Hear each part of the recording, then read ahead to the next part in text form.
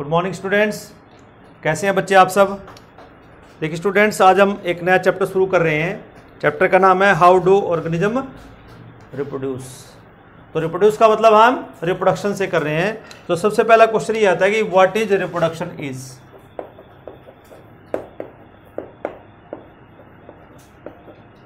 कि रिप्रोडक्शन क्या है।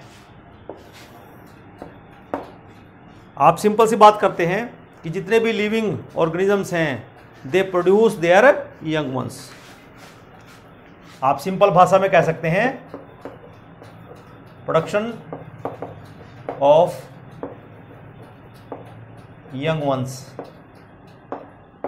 अगर बात करें, अगर हम एक प्रॉपर डेफिनेशन की बात करें कि रिप्रोडक्शन क्या होगा, तो ये एक बेटा प्रोसेस है। क्या है? एक प्रोसेस है, formation of new generation of young one of the similar type by the grown up individual। क्या है? It is the process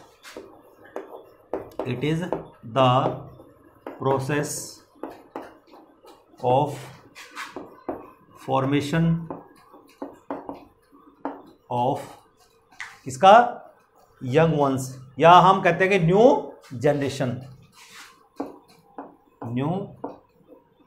generation. इसको हम यहां पे प्रोजेनी भी बोल सकते हैं, हम इसको यहां पर ऑफस्प्रिंग भी बोल सकते हैं। ये भी ध्यान रखना, न्यू जनरेशन बोल सकते हैं, प्रोजेनी बोल सकते हैं, ऑफस्प्रिंग्स बोल सकते हैं। ठीक है ना। Of young one by the grown up individual. कि जो इंडिविजुअल मैच्योर हो चुके हैं, जो अडल्ट हो चुके हैं, वो ही क्या करते हैं? अपने यंग वन को प्रोड्यूस करते हैं, न्यू जनरेशन को प्रोड्यूस करते हैं। उसको हम क्या कहते हैं? रिप्रोडक्शन कहते हैं। तो नेक्स्ट अगर कैरेक्टरिस्टिक देखा जाए रिप्रोडक्शन की, it is not a essential process. याद रखना, it is not a essential process। मैं कहता हूं कि एसेंशियल नहीं है। ठीक है ना। कैसे एसेंशियल नहीं है? कि अगर ऑर्गेनिज्म रिप्रोड्यूस नहीं करेगा वो तब भी जिंदा रह सकता है। ठीक है ना। वो अपनी लाइफ को आराम से चला सकता है। ठीक है ना। लेकिन हम देखते हैं कि हमारे पास कुछ ऐसी प्रोसेसेस हैं जिसके बिना हम नहीं रह सकते। जैसे हमारे पास न्यूट्रिशन है, means intake of food, without food you will not survive. इस तरह हमारे पास रेस्पायरेशन है, अगर आप रेस्पायर नहीं करोगे वी विल नॉट सर्वाइव। इसी तरह हमारे पास एक्सक्रीशन है, कि हमारी बॉडी के अंदर या ऑर्गेनिज्म की बॉडी के अंदर जो टॉक्सिक सब्सटेंस बन जाते हैं, अगर उनका रिमूवल नहीं हुआ तब भी सर्वाइव नहीं कर सकते। अब क्वेश्चन ये आता है कि यहीं से क्वेश्चन फॉर्म हो जाता है कि why reproduction is not a essential process. तो आंसर क्या होगा? आंसर होगा as it is not necessary for survival. कि जिंदा रहने के लिए जरूरी प्रोसेस नहीं है रिप्रोडक्शन। लेकिन ये जो मैंने लिखी है, जो न्यूट्रिशन की हम बात करते हैं, जो हम रेस्पिरेशन की बात करते हैं, और जो हम एक्सक्रीशन की बात करते हैं, दे आर नेसेसरी प्रोसेसेस। ये नेसेसरी प्रोसेसेस हैं, इनके बिना सर्वाइवल पॉसिबल नहीं है। लेकिन जो हम बात करते हैं रिप्रोडक्शन की, ठीक है ना, रिप्रोडक्शन के लिए यहां पर नेसेसरी, सर्वाइवल के लिए नेसेसरी नहीं है। तो इसलिए हम लोग बोला as it is not necessary for survival. Clear. Now come to the next point, that is a lot of resources and energy. अगर ऑर्गेनिज्म को रिप्रोड्यूस करना है तो वहां पर उसको बहुत सारे रिसोर्सेज, बहुत सारी एनर्जी का स्पेंड करना पड़ता है। A lot of resources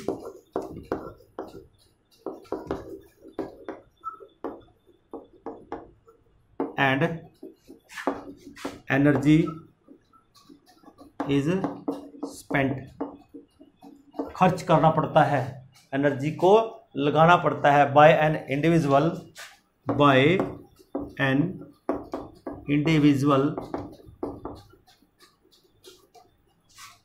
to take part in reproduction, कि अगर रिप्रोडक्शन में पार्ट लेना है तो बहुत सारी एनर्जी का खर्च यहाँ पर ऑर्गेनिज्म को करना पड़ता है।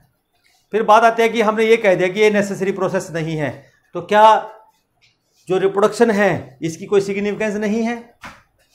नहीं, इसकी बहुत सारी सिग्निफिकेंसेस भी हैं, because reproduction is also important as it ensure, reproduction is also important as it ensure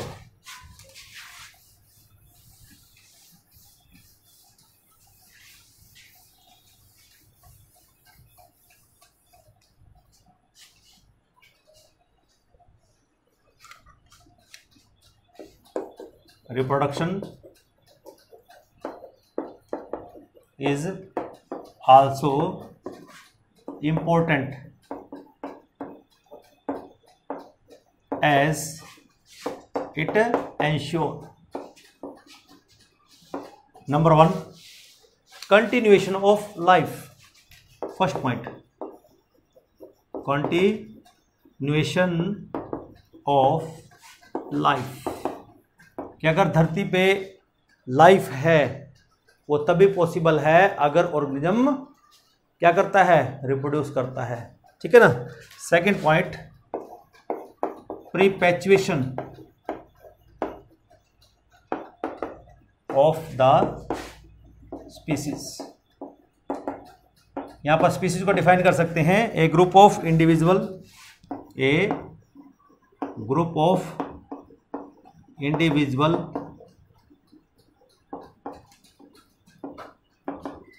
which can interbreed with each other, जो एक दूसरे के साथ इंटरब्रीड कर सके उसको हम स्पीसीज कहते हैं। लेकिन बात हमने की है कि जो रिप्रोडक्शन है ये इंश्योर करता है कि प्रीपेचुएशन ऑफ द स्पीसीज, कहीं ना कहीं देखो बेटे हर ऑर्गेनिज्म के अंदर एक इनहेरेंट कैपेबिलिटी है टू रिप्रोड्यूस। अभी इनहेरेंट कैपेबिलिटी क्या कहती है? According to this inherent capability कि हर ऑर्गेनिज्म ये चाहता है कि उसके मरने के बाद उसके यंग वंस इस अर्थ के ऊपर सर्वाइव करें, इसको हम क्या कहते हैं? Perpetuation of the species. Clear. उसके बाद आता है हमारे पास replacement of, third replacement of dead individuals. देखिए बच्चों, हम ये जानते हैं कि एक सर्टेन एज के बाद, क्योंकि हम ये देखते हैं कि जैसे जैसे इंडिविजुअल ग्रोन अप होता है, ठीक है ना, क्योंकि हमारी जो एक एज है वो डिटरमिन है कि एक पर्टिकुलर एज के बाद क्यों हमारे जो मेटाबॉलिक जो हमारी प्रोसेसेस हैं या जो बायोकेमिकल प्रोसेसेस हैं या जो हमारे इंटरनल ऑर्गन्स हैं दे बिकम ओल्ड, तो वहाँ सेनेसेंस आता है और after attaining a certain age death is ensure, death तो होके रहेगी। तो इसलिए जो लोग मर जाते हैं उनको रिप्लेस करने का एक बहुत बढ़िया जरिया क्या है? That is A reproduction only, कि अगर ऑर्गेनिज्म रिप्रोड्यूस करेगा तो जो डेड हो चुके हैं इंडिविजुअल उनको वो रिप्लेस कर सकते हैं। नेक्स्ट लास्ट जो हम यहाँ सिग्निफिकेंस की बात करेंगे कि introduction end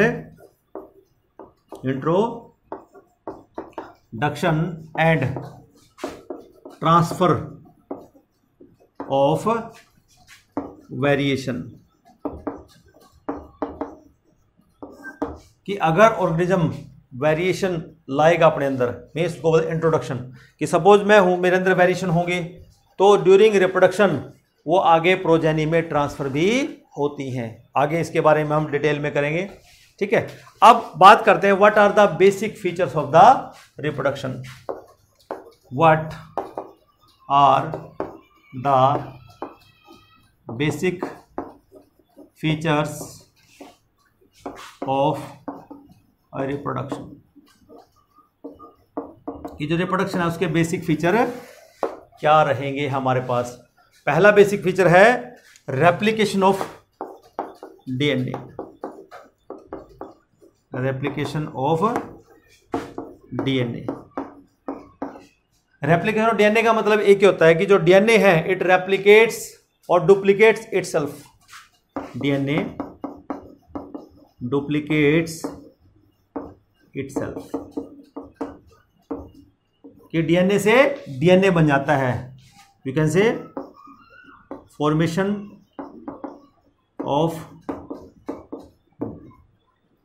of new DNA from parental DNA. इसको हमने क्या नाम दे दिया है? रेप्लिकेशन नाम दे दिया है। तो ये पहला हमारे पास बेसिक फीचर है रिप्रोडक्शन का कि डीएनए क्या करता है? रेप्लिकेट करता है। नेक्स्ट इसमें सेकंड हमारे पास आ जाए growth and differentiation. Second, growth and differentiation of cellular machinery.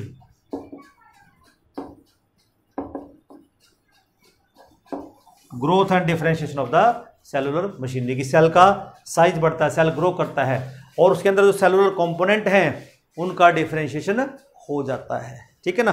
Next third point हम यहां पे डिस्कस करेंगे। थर्ड होता है cell division.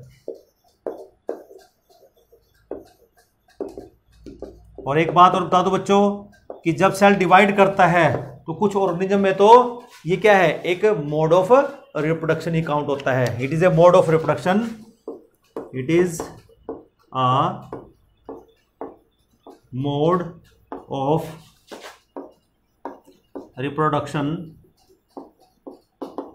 In single celled organism. कि जो सिंगल सेल ऑर्गेनिज्म है उसमें जो सेल डिवीजन है वो अपने आप में एक मोड है कि ऑर्गेनिज्म उसके थ्रू अपने आप को रिप्रोड्यूस कर सकते हैं। देखिए कैसे, एक सिंगल सेल ऑर्गेनिज्म का एग्जांपल देके आपको मैं समझाना चाहूँगा यहाँ पे कैसे होता है। कि जैसे आपने अमीबा का नाम सुना हुआ है कि एक अमीबा होता है हमारे पास, उसका ये न्यूक्लियस है और न्यूक्लियस के अंदर ये जेनेटिक मटेरियल है जिसको हम कई बार डीएनए भी लिख देते हैं या क्रोमेटिन नेटवर्क, क्योंकि जो डीएनए है ये क्रोमेटिन नेटवर्क की फॉर्म में होता है। क्रोमेटिन नेटवर्क हम इसको बोल देते हैं। आपने 9th क्लास में पढ़ा हुआ है कि जो डीएनए है वो क्रोमेटिन नेटवर्क की फॉर्म में न्यूक्लियस के अंदर प्रेजेंट होता है। ये न्यूक्लियस है, ठीक है ना। अब मैं ये बात लेता हूं कि यहां इसके अंदर क्या प्रेजेंट है? डीएनए है। क्या है इसके अंदर? डीएनए। और डीएनए कंटेंट कितना है? 2C है यहां पर एट प्रेजेंट इसके अंदर। ये हमारे पास अमीबा हो गया। ये अमीबा का स्ट्रक्चर है। हमने बोला कि अब इसमें डीएनए क्या करेगा? रेप्लिकेट करेगा और growth and differentiation of the cellular machinery.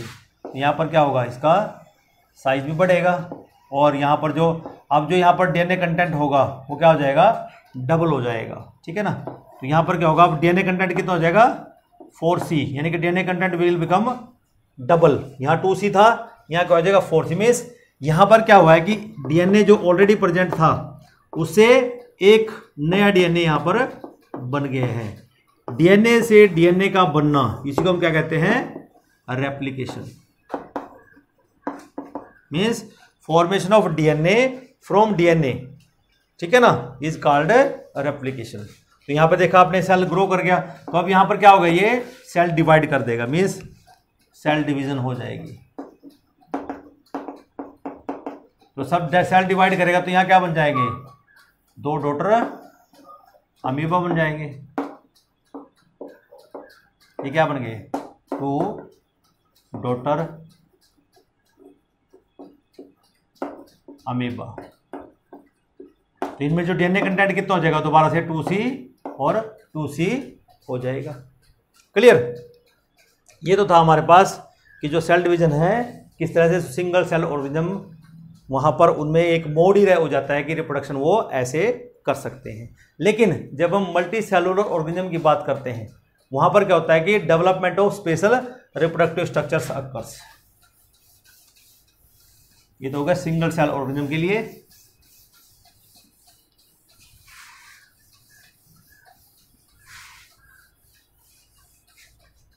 Next है fourth feature, basic feature is fourth, development of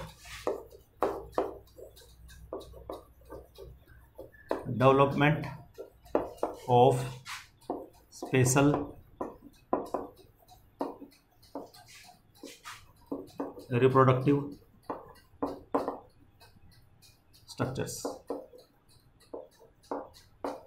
कि कुछ ऐसे ऑर्गेनिज्म हैं उनके ऊपर स्पेशल रिप्रोडक्टिव स्ट्रक्चर्स का डेवलपमेंट हो जाता है, ठीक है ना। And formation of new individual, and formation of new individual.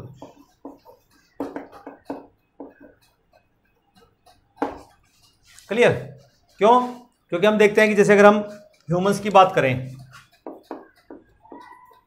Humans के केस में स्पेशल रिप्रोडक्टिव स्ट्रक्चर्स क्या होंगे?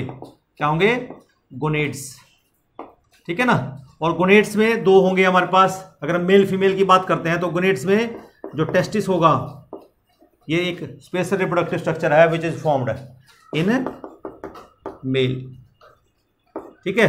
अगर हम फीमेल यहां पर क्या बन जाएंगी? Ovaries in female.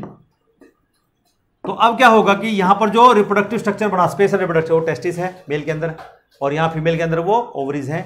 और इनके अंदर क्या होगा? इनके अंदर क्या बनेगा? गैमीट फॉर्मेशन होगा, गैमीट फॉर्मेशन, गैमीट बनेंगे, ठीक है ना। जो पेरेंट की जो यू कैन से इंफॉर्मेशन है वो ऑफस्प्रिंग में लेके जाते हैं। इस तरह अगर हम प्लांट्स की बात करते हैं, प्लांट्स में भी रिप्रोडक्टिव स्ट्रक्चर बनते हैं।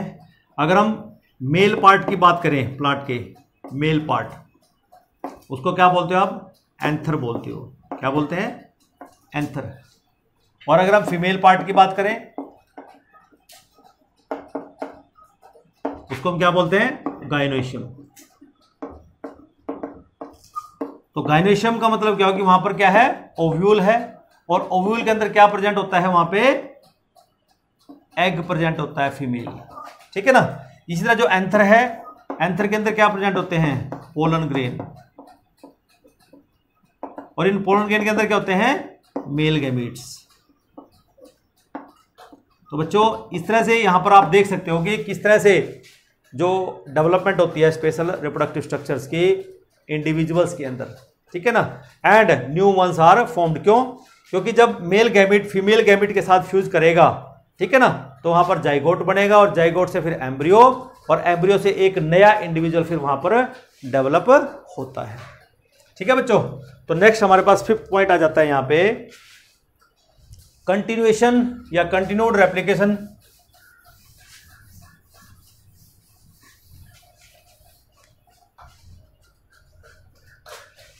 फिफ्थ, कंटिन्यूड रेप्लिकेशन कि लगातार ये प्रोसेस बॉडी में चलती रहती है, रेप्लिकेशन ऑफ डीएनए। डीएनए की रेप्लिकेशन लगातार चलती रहेगी, और साथ के साथ हम देख रहे हैं कि ग्रोथ भी होती रहती है, ठीक है ना। और जब ग्रोथ होगी तो हम ये भी देखते हैं कि सेल डिवीजन भी होती रहेगी, सेल डिवीजन भी होती रहेगी, ठीक है ना। और ये प्रोसेस जो है ये कंटिन्यूड रहती हैं, ठीक है ना। तो इस तरह से ये जो बेसिक फीचर है बच्चों यहां पर हम इस तरह से देख सकते हैं। और उससे क्या होगा कि जब ये कंटिन्यूएशन में रहेगी, there is formation of tissue. क्या होगा? फॉर्मेशन ऑफ न्यू टिश्यू, नए टिश्यू बनेंगे।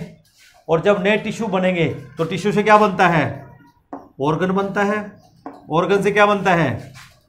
ऑर्गन सिस्टम बनता है। और ऑर्गन सिस्टम से क्या बनता है? एक on maturation a multi cellular organism is formed. On maturation a multi cellular organism is form.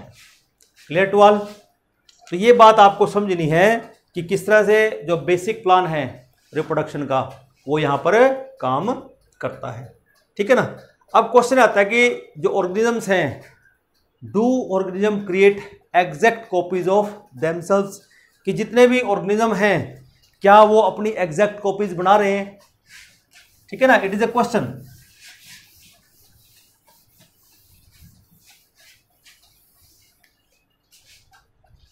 क्या है? Do organism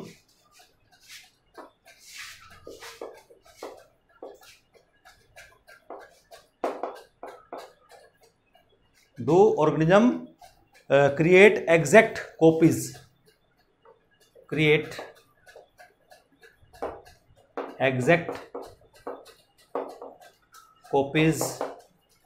of themselves।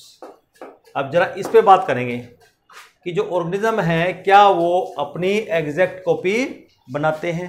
Exact copy का मतलब होता है कार्बन कॉपी, कि ए है तो दूसरा भी ए ही दिखे, उसमें कोई भी बदलाव ना आए। इसको समझने के लिए हमें यह समझना होगा कि जो डीएनए है वो क्या करता है। DNA function as a blueprint of life. क्या करता है? डीएनए फंक्शन एज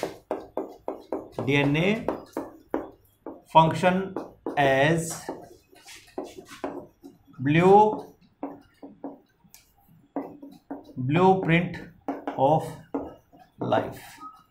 और ब्लूप्रिंट आप सभी समझते हैं कि जो बेसिक एक ऐसा स्ट्रक्चर है जो सारे जितने भी ऑर्गेनिज्म के अंदर कैरेक्टर्स हैं वो प्रोजेनी में लेके जाना, वो ऑफस्प्रिंग्स में लेके जाना। ऐसा क्यों कहा?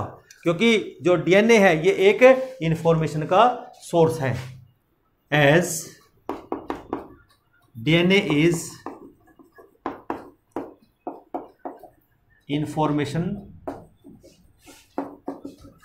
सोर्स, कि जो भी इंफॉर्मेशन है वो इस डीएनए के अंदर प्रेजेंट है about building and running cellular machinery. About building running cellular machinery, कि सेलुलर मशीनरी का बनना और उसका चलना, it depends on the building running में। डीएनए के अंदर वो इंफॉर्मेशन ऑलरेडी अवेलेबल है, जिसके कारण क्या होता है कि कोई सेलुलर मशीनरी बनती भी है और वो चलती भी है। Also organisation of cells, also organisation of cells, ये भी इंफॉर्मेशन किसके अंदर है? ये ऑलरेडी डीएनए के अंदर प्रेजेंट है। सेल से मिलके क्या बनता है? टिश्यू बनता है, और टिश्यू से मिलके क्या बनता है? ऑर्गन बनता है, और ऑर्गन से मिलके ऑर्गन सिस्टम बनता है। तो ये इंफॉर्मेशन भी तो ऑलरेडी किसके अंदर है? डीएनए के अंदर है। और इन ऑर्गन सिस्टम से मिलके क्या बनता है? Particular body structure. तो ये इंफॉर्मेशन भी किसके अंदर है? प्रेजेंट। ये इंफॉर्मेशन भी हमारे डीएनए के अंदर ही प्रेजेंट होती है। तो हम ये कह सकते हैं DNA you can say function as a master copy. DNA function as master copy, कि जो डीएनए है वो एक मास्टर कॉपी की तरह यहां पर काम करता है। ठीक है बच्चों? तो उसके बाद हम देखते हैं कि जब ये मास्टर कॉपी की तरह काम करता है, इसका मतलब क्या होगा कि जो हमारे पास नई जो हम कहते हैं कि नई हमारे पास प्रोजेनी आ रही है, उसके अंदर जो डीएनए जाता है, ठीक है ना, वो पेरेंटल डीएनए जाएगा। और जब वो पेरेंटल डीएनए वहां पर जाता है, ठीक है ना, तो वो सारी की सारी इंफॉर्मेशन जो पेरेंटल इंफॉर्मेशन है वो आगे ऑफस्प्रिंग्स के अंदर उसको ट्रांसफर करता है। तो यहां पर जो न्यू मास्टर कॉपी बनती है are formed you can say only at the time of cell division. और हमेशा याद रखना, जब भी एक न्यू कॉपी, हम मास्टर कॉपी की बात कर रहे हैं ना, कि ये जो न्यू कॉपी बनेगी, मास्टर कॉपी बनी, अपनी जो डुप्लीकेट करेगा वो तब बनती है जब सेल डिवाइड करता है।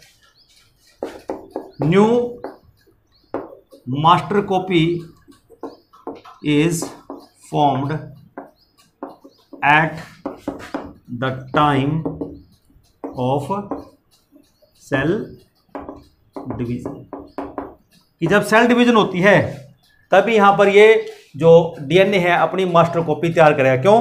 क्योंकि अभी आपने अमीबा का डिवीजन देखा, अमीबा में क्या हुआ है कि जब वो छोटा है, मीन्स अभी यंग है, ठीक है ना, जैसे जैसे वो मैच्योर होगा अब वो रिप्रोड्यूस करेगा, और मैच्योर होकर रिप्रोड्यूस कर सबसे पहला एक्ट क्या रहता है, वो डीएनए से डीएनए बनाएगा, मीन्स मास्टर कॉपी तैयार करेगा, ठीक है ना। और वो तभी बनती है जब उसको डिवाइड करना हो। इसलिए हमने बोला new master copy, new master copy यहां ऐड कर लीजिए, new master copy is, copy of DNA कह सकते हैं, new master copy of DNA is formed at the time of cell division. Clear? Normally it produces working copies, otherwise क्या होगा, ये working copy देगा, मास्टर कॉपी नहीं देगा। क्यों? अब जो वर्किंग कॉपीज हैं वो क्या रहेंगी, जैसे आरएनए बनना, ठीक है ना, which help in the formation of the proteins and enzymes. Normally DNA produce working copies, कि वो वर्किंग कॉपीज तो देता रहेगा कंटिन्यूसली, ठीक है ना, इन the form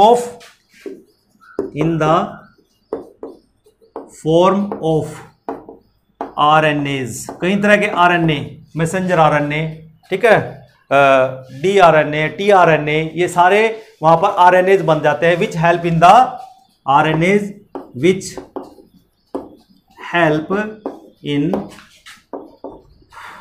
formation of proteins and enzymes.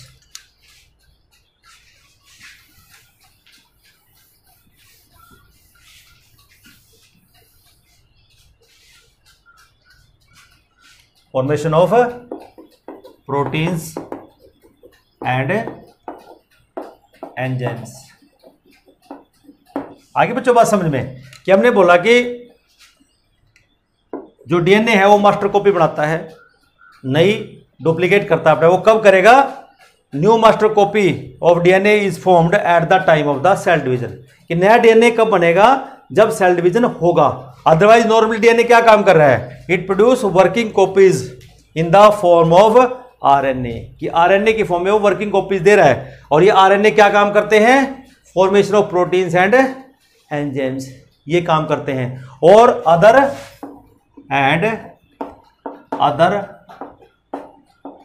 Biochemical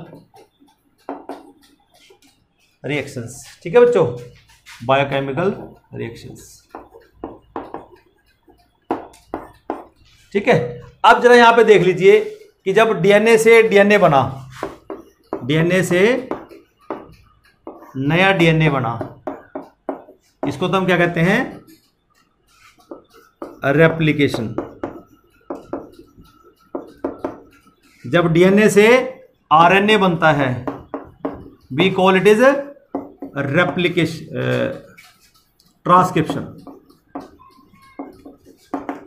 what do call it is, transcription, ठीक है ना। लेकिन जब इस आरएनए से प्रोटीन बनेगा, इसको हम नाम देंगे यहां पे ट्रांसलेशन। क्लियर? एक बार दोबारा देख लीजिए, जब डीएनए से नया डीएनए बन रहा है, इस प्रोसेस को नाम देते हैं रेप्लिकेशन, और जब डीएनए से आरएनए बन रहा है, इसको हम नाम देते हैं ट्रांसक्रिप्शन। और आपको यह भी समझाया गया है कि जब डीएनए से डीएनए बन रहा है, इसका मतलब ये मास्टर कॉपी बन रहा है। क्यों? डीएनए यहां पर अपने आप को रेप्लिकेट कर रहा है, अपना रेप्लिका बना रहा है, अपनी डुप्लीकेट कॉपी बना रहा है, ठीक है ना। तो ये तब बनती है, इट इज ड्यूरिंग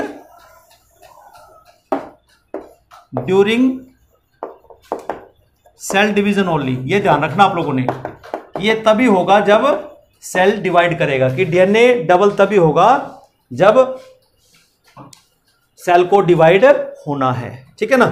लेकिन जब हम कहते हैं कि जब ट्रांसक्रिप्शन आरएनए बनते हैं, ये कब बनता है, ये है नॉर्मली, ये क्या है, वर्किंग कॉपीज बनती रहती है, नॉर्मली वर्किंग कॉपीज बन रही है।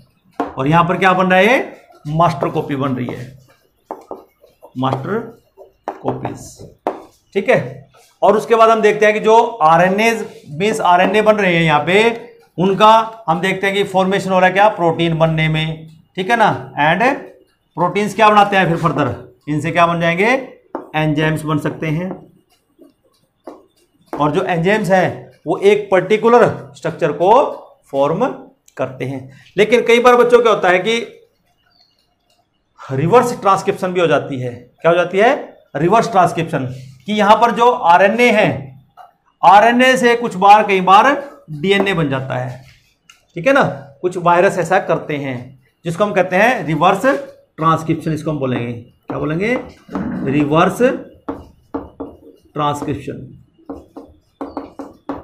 कि आप देखते हैं कि जितने वायरसेस हैं, क्या है जिसका एग्जांपल वायरस हैं, क्योंकि वायरस का जो जेनेटिक मटेरियल है दैट इज आरएनए, ठीक है ना। जब हमारी बॉडी के अंदर दाखिल हुआ तो उसने क्या किया, हमारी जो सेलुलर मशीनरी है, हमारा जो डीएनए है, उसकी हेल्प से इसने आरएनए से क्या बना लिया, डीएनए बना लिया। इसलिए मैंने बोला कि आरएनए से कई बार डीएनए बन जाता है कुछ ऑर्गेनिज्म के अंदर, उसको हम कहते हैं रिवर्स ट्रांसक्रिप्शन का नाम हम इसको देते हैं, ठीक है ना। तो इसलिए हम कहते हैं कि जो डीएनए है इट इज कंटेन, और हम बात करते हैं कि अब ये डीएनए कहां प्रेजेंट होता है सेल के अंदर, देख लीजिए जरा।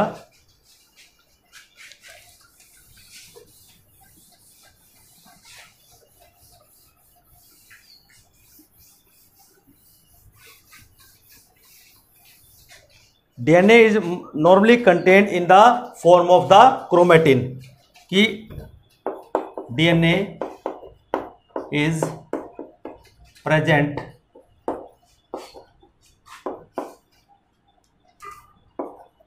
in the nucleus in the form of chromatin, कि वहां उसको हम क्रोमेटिन नेटवर्क कहते हैं, उस फॉर्म में यहां पर होता है। लेकिन जब सेल डिवाइड होता है, ये जो क्रोमेटिन है किसमें पैक हो जाते हैं, ये they are you can say get packed into chromosomes at the time of cell division. Chromatin compact themselves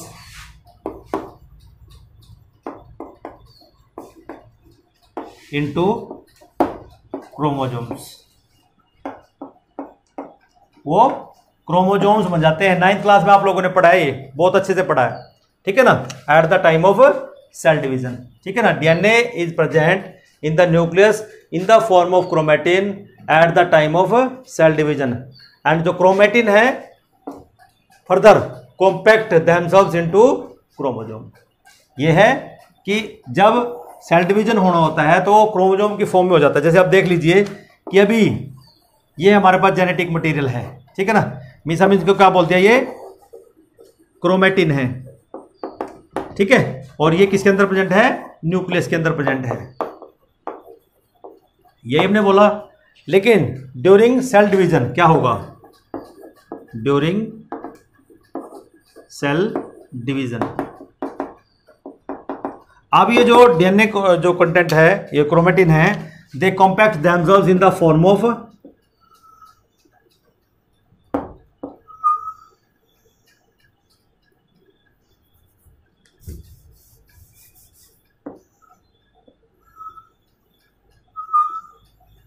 इस तरह के स्ट्रक्चर बन जाएंगे। इसका मतलब क्या हुआ कि अगर ये स्ट्रक्चर आपको दिख रहा है, ये जो क्रोमेटिन है they get packed in this way, इस तरह से वो पैक हो जाएंगे और इस तरह के स्ट्रक्चर आपके सामने ये बन जाते हैं।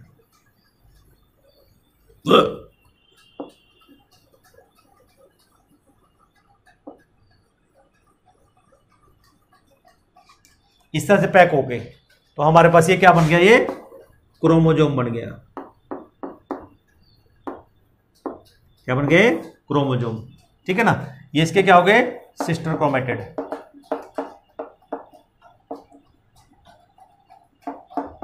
ये क्या होगा इसका, सेंट्रोमियर, ठीक है ना। और यहां पर इसके साइड में यहां पर काइनेटोकोर होते हैं, काइनेटोकोर जो डिस्क लाइक स्ट्रक्चर होते हैं। जब सेल डिवीजन होती है तो सेंट्रोजोम जो हैं वो इससे अटैच होते हैं और उनको सेपरेट कर देते हैं। तो this is the structure of the. अब जैसे हम ये बात करें कि यहां पर जो डीएनए कंटेंट है वो सारा यहां पर क्रोमेटिन की फॉर्म में, कॉम्पैक्ट फॉर्म में, तब जाके ये स्ट्रक्चर हमारे सामने बनता है।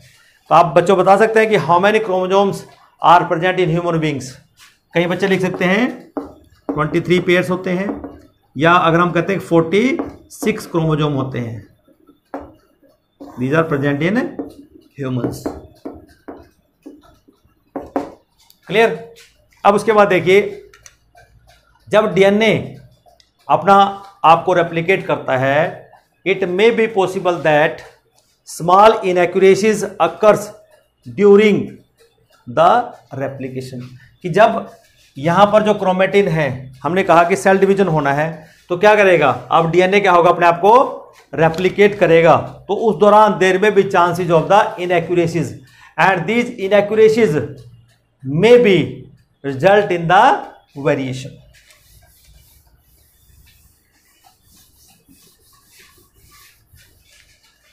You can note down कि when DNA makes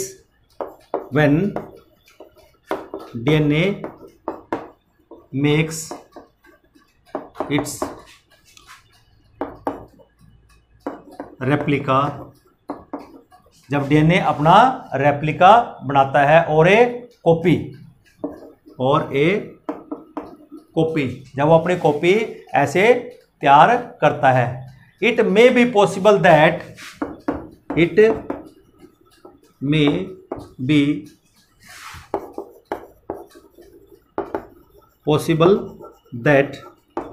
कि वहां पर एग्जैक्ट कॉपी भी बन सकती है या वहां पर स्मॉल इनएक्यूरेसी रह सकती है। It may be possible that small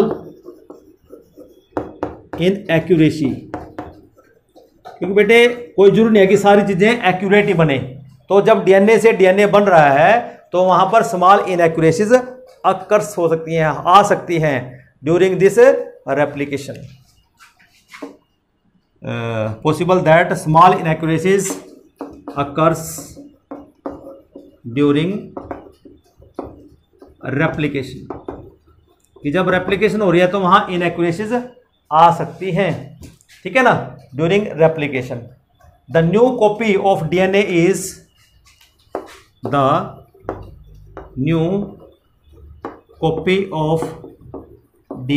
is अब जरा बताइए कि क्या जो नई कॉपी बन रही है, क्या वो कॉपी एग्जैक्ट कॉपी होगी। हमने बोला कि इनएक्यूरेसी आएगी, क्या वो एग्जैक्ट कॉपी होगी या सिमिलर होगी। तो बच्चों ध्यान रखना, it is not, you can say exact copy, it is similar to the parental copy, but it is not identical to the parental DNA. याद रखना, the new copy of DNA is similar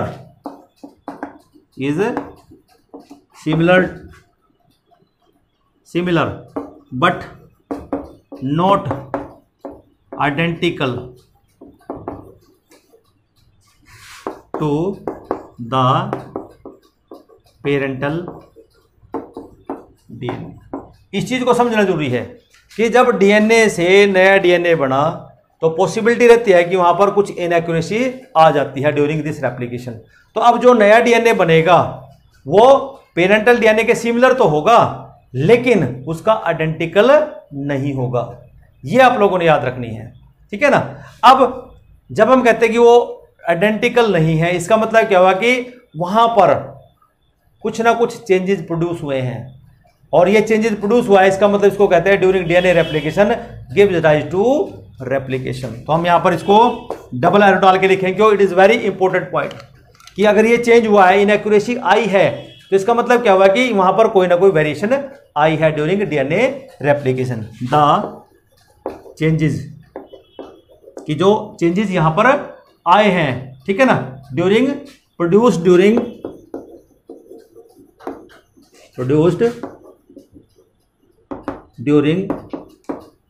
DNA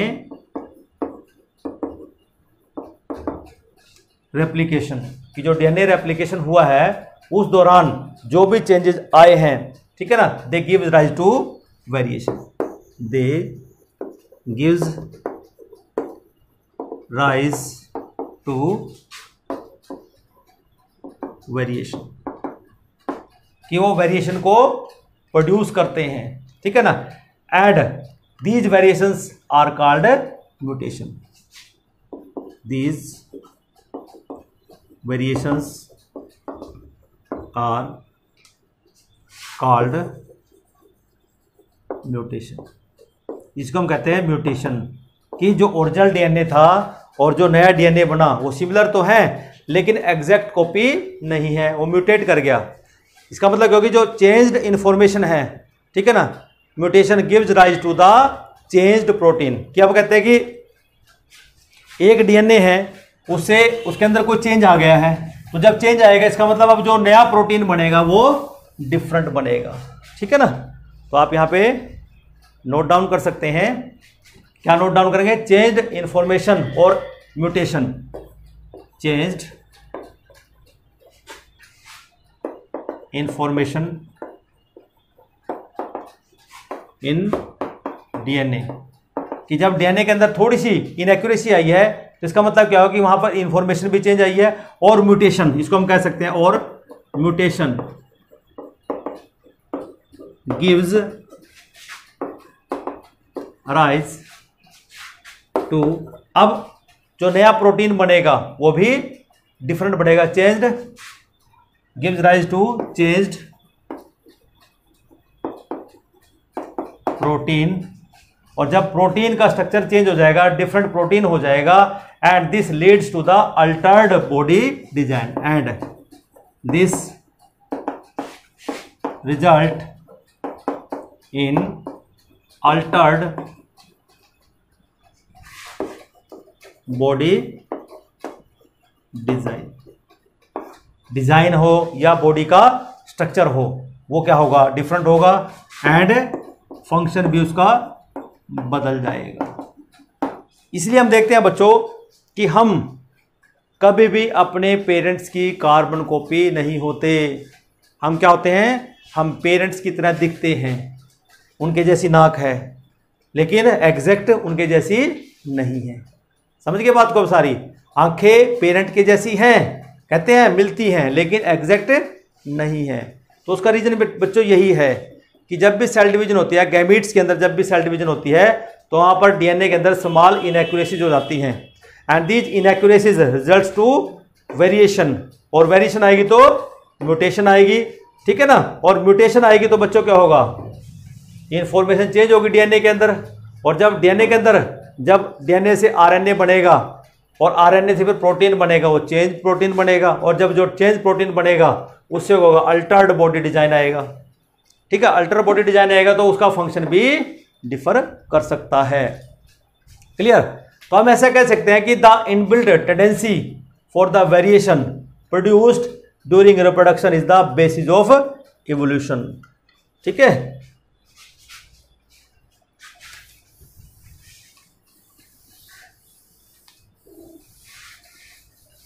यहां पर हम कह सकते हैं the inbuilt tendency, the inbuilt tendency, क्योंकि ये इनबिल्ट है ऑलरेडी कि अब डीएनए के अंदर इनएक्यूरेसी आएगी for variation,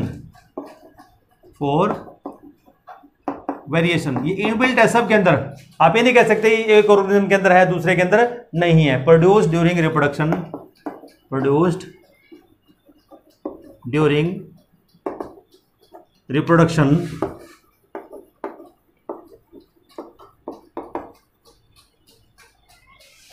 is basis of evolution, is